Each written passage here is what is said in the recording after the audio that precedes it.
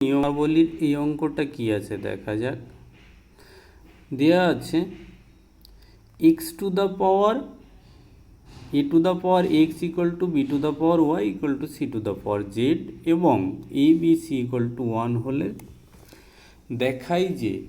X plus Y plus Z plus X equal to 0।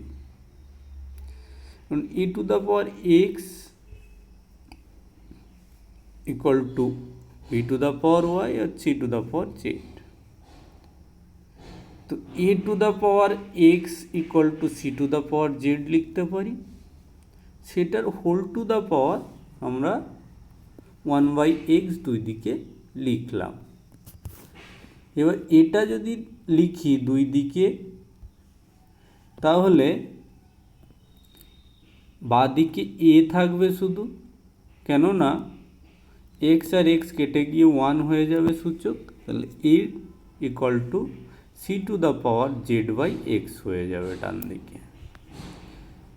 तो एटाके এই পর্যন্ত রাখলাম। আবার আমরা ওই উপরের যে ইকুয়েশন আছে সেটা থেকে লিখতে পারি B to the power Y equal to C to the power Z, সেটাকে উপরে 1/y দিয়ে দুই দিকে গুণ করলাম, তাহলে এখানে B equal to C to the power Z by Y হয়ে যাবে। তো বি আর সি এর মান পেয়ে গেলাম আমরা, এ আর বি এর মান পেয়ে গেলাম সি এর সূচক হিসাবে।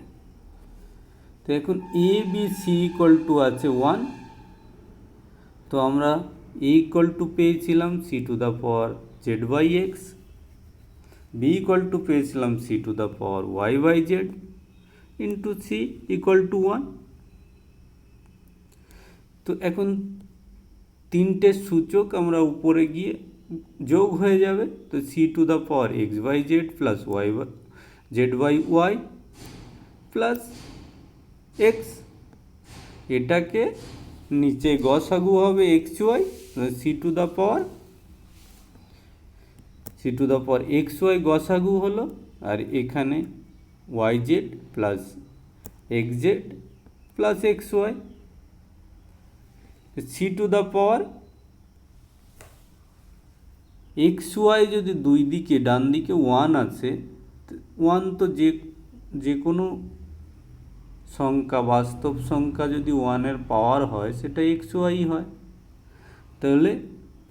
ডান দিকে 1কে লিখতে পারি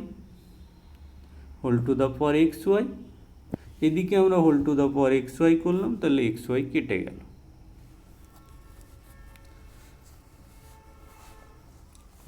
নিচের এক্স ওয়াই কেটে গেল,